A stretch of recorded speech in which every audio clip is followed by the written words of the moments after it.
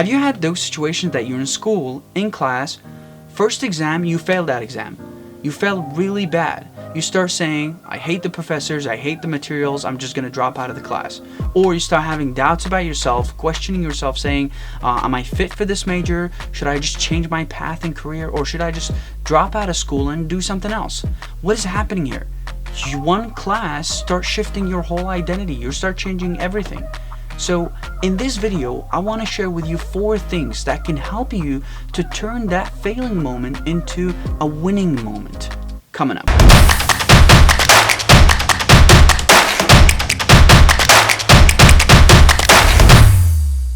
Hey, what's up guys? Welcome to Zthink channel. In this video, we're going to talk about 4 things that can help you to learn and turn failure in college into, whether failing in a test or a project, into a learning experience that can make you 10 times stronger and still would conquer your self-confidence. So let's get started.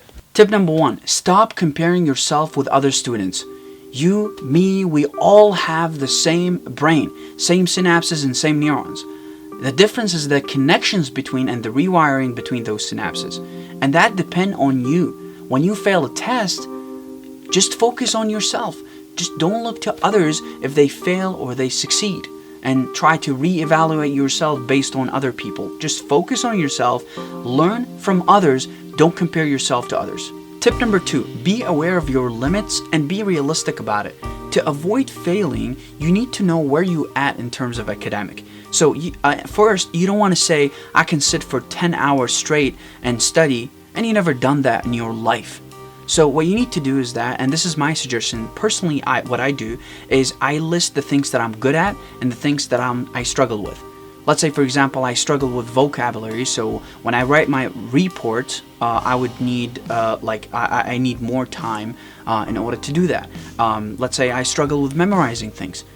The things that I'm good at, things that like required math, or things that, let's say I can sit for 5 to 6 hours straight, that's something I perform well. So when you do that, you're gonna have some self-awareness about yourself in terms of academic, and you grow from there. So when you get a test, or you get you go to class and that class required more memorizing, you say, okay, I need 10 hours here, while the other class that required more math, I would just put 5 hours here because I would understand it faster, and so on and so forth. So this will help you to understand yourself in college. Tip number 3, ask for help. Students, TAs, professors, anybody.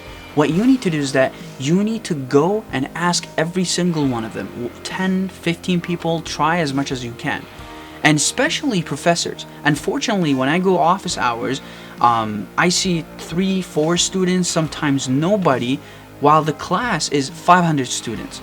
So where those people go? No one goes to the office hours, no one asks the professors, but it is so important. So what you need to do is that when you fail that test, okay, you take with all the red marks, you go to professor and you tell him every red marks that you every points that you took, I need explanation why you did that and how can I perform well in the next test. They might help you with practice problems they have, they might help you with a strategy, or they might sometimes, and I experienced that, is that I talk to a professor and say I've been in this situation, this is how I did it, this is a strategy that helped me to do it. And most of the time, professors respect students when they do that, and also you build a connection with the professor. So ask for help, and especially professors, ask for help.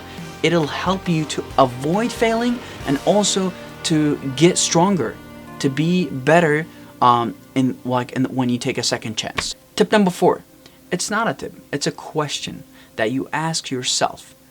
When you do all these strategies and doing a bunch of things to avoid failing, you start saying, when would be the best time, or when would be the time that I should say I give up?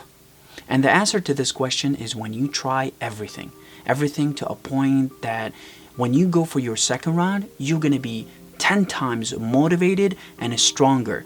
And you learned your lessons, you learned your mistakes, you go for your second round, you change your major, and then now you're gonna try everything over there, and it should work. My point with this is that when you get into that level of trying everything, you're gonna be so confident when you drop or when you do anything, like in terms of dropping or changing major. And the second thing is that you're gonna avoid being in the habit of changing things, because if you learned how like that you change your major, you're gonna keep doing that again and again and again. So you want to make sure not to be in that cycle, because it's so dangerous and it's hard to escape that cycle. This is the end of the video, but I want to share with you one thing, is that I failed so many times in my life, to a point that I remember every single one, because I learned the best valuable things in my life from these moments, the failing moments, not from my best times. I don't even remember the best time in my life. What did I learn? I was happy, that's all. So my point with this is that I wish that you guys don't fail and just keep succeeding, but it's like I'm telling you, I wish you guys don't learn. So I'm just kind of confused. So I wish you guys the best. That's all I can say. I'll see you guys in the next video. Bye.